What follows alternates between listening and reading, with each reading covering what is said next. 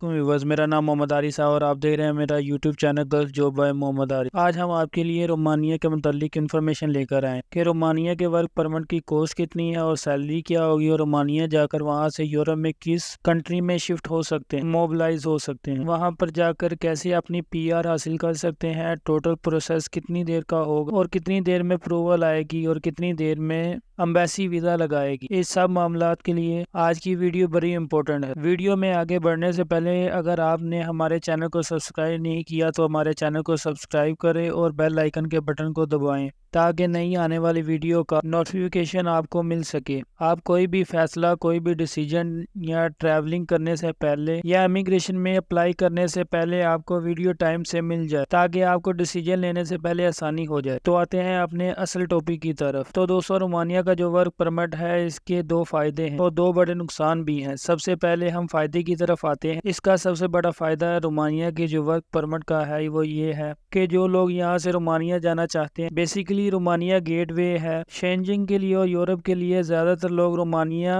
सिर्फ इसलिए जाते हैं कि ताकि यहाँ से वो परमिट लेकर वो रोमानिया में दाखिल हो जाएं। रोमानिया की जो कंपनियां जो एम्प्लॉय हैं वो इनके 6 से 8 माह काम करें, 6 से 8 महीने वहाँ पर काम करने के बाद वहाँ से यूरोप की किसी कंट्री में एंटर हो जाते हैं या हंगरी में चले जाते हैं क्योंकि वो करीब लगता है। हंगरी में चले जाते हैं या किसी भी और स्टेट में जाकर वहाँ पर अपने डॉक्यूमेंट पर PR के लिए अप्लाई कर देते हैं और इनको असल मकसद और रोमानिया जाने का यही होता है। एक तो ये इसका फायदा है। दूसरा फायदा ये है कि कुछ लोग यहाँ से विजिट वीजे के लिए अप्लाई करते हैं या फिर डिफरेंट इमिग्रेशन से अप्लाई करते हैं यूरोप के लिए, तो वो इसका प्रोसेस बहुत लंबा होता है। वो प्रोसेस लेंथी है जिसमें वीजा रिजेक्शन के चांस ज्यादा होते हैं। इसके अलावा कुछ डॉक्यूमेंट जो कि आपके पास पूरे नहीं होते, चूंकि बैंक स्टेटमेंट की जरूरत होती है। इसके अलावा सोर्स ऑफ इनकम जैसे कि 2 साल की आपके पास टैक्स रिटर्न फाइल होनी चाहिए, आपके पास ट्रैवलिंग हिस्ट्री होनी चाहिए। इसके बगैर ये वीजे स्टिकर नहीं हो, तो लोगों का काफी सारा टाइम लगता है। फिर लोग गन बेस की तरफ जाते हैं और कुछ लोगों को पैसे देकर दुबई से या किसी और कंट्री से ये लोग दाखिल होते हैं, कोशिश करते हैं, फिर वो विजिट वीजे पर होते हैं। जैसे ही विजिट वीजे की डेट खत्म होती है फिर आप लोग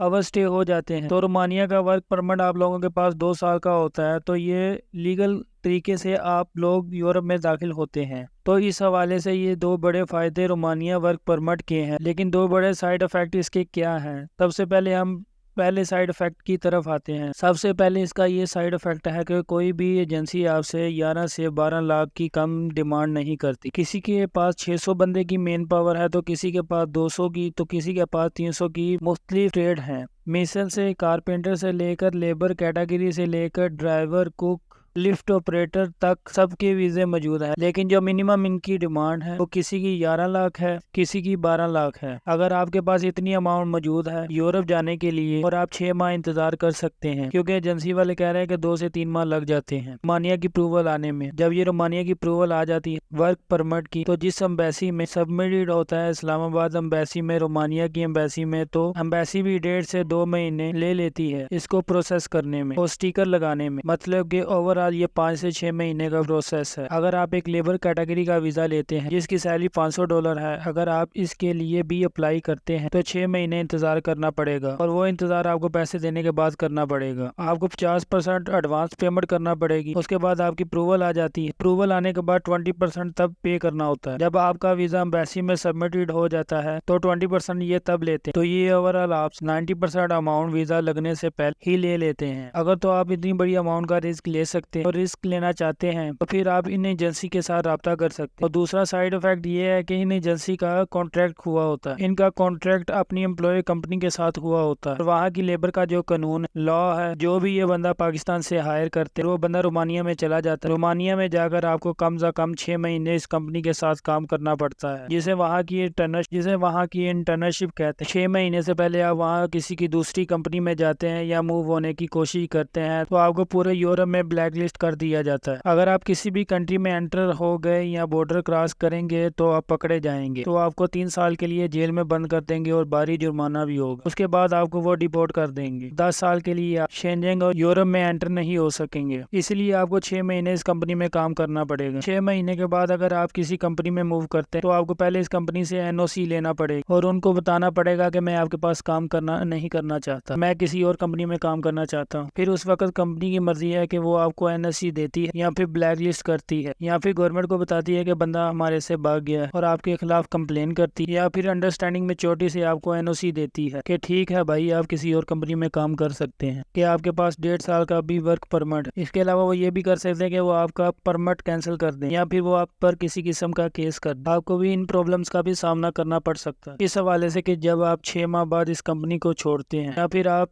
किसी और कंट्री में जाकर रहने की कोशिश करते हैं। तो 2 फायदे मैंने आपको बता दिए हैं, जो ये है कि आप मूव इजीली कर सकते हैं वहां पर और आपके पास जॉब भी है। जो 2 नुकसान है वो ये है, एक तो बहुत बड़ी पेमेंट का रिस्क है और दूसरा कि ये वहां पर जाकर आप 6 माह में बाद स्विच करते हैं तो इसके लिए भी आपको अपने एम्प्लॉयर कंपनी से NOC दरकार होगी। ये 2 साइड इफेक्ट और 2 फायदे हैं। डिसीजन लेना आपका काम, मेरा काम है कि आपको इन्फॉर्मेशन आपके बिहाफ के हो, क्योंकि बहुत से लोग पाकिस्तान के मुख्तलिफ शहरों से मुझे कॉल कर के हम इस्लामाबाद एम्बेसी नहीं आ सकते, इस्लामाबाद के पास ये मेन पावर की डिमांड आती है, या फिर हम लाहौर नहीं आ सकते, या फिर लाहौर की एजेंसी वाले कॉल नहीं उठाते, या फिर इन्फॉर्मेशन नहीं देते तो कहते हैं कि हमारे पास ऑफिस में आए। तो आपके बिहाफ के ऊपर मैंने ये इन्फॉर्मेशन इकट्ठी की ताकि आप लोगों की ट्रैवल और आने जाने का नुकसान ना हो, ताकि आप ये इन्फॉर्मेशन हमारे चैनल से घर बैठे हासिल कर लें। आप डिसीजन लेना आपका काम कि आप क्या डिसीजन लेते हैं, कि आप रोमानिया इतने पैसे खर्च करके रोमानिया जाना चाहते हैं, फिर आप इतने पैसों से पाकिस्तान में ही कोई कारोबार करना चाहते हैं। अगर आप इतनी देर इंतजार करना, इतने पैसे खर्च करना चाहते हैं और रिस्क लेने के लिए तैयार हैं, तो फिर इस्लामाबाद एम्बेसी से या एजेंसी वालों से रब्ता कर और इनसे इन्फॉर्मेशन ले सकते हैं और इनको विजिट कर सकते हैं, क्योंकि इनके पास डिमांड्स हैं और वो लीगल हैं, तो गवर्नमेंट ऑफ पाकिस्तान से अप्रूव्ड है, तो गवर्नमेंट ऑफ पाकिस्तान से इनको परमिशन मिली हुई और हायरिंग कर रहे हैं। और हो सकता है कि 1.5-2 महीने में इनकी हायरिंग कंप्लीट हो जाए, तो आप इससे पहले इनसे रब्ता कर लें। फिलहाल के लिए इतना ही। अपना और अपने साथ वालों का ख्याल रखिएगा और अपने इस चैनल का भी ख्याल रखिए और मुझे दें इजाजत ताकि मैं न्यू वीडियो के साथ हाजिर हो सकूं। अल्लाह हाफिज।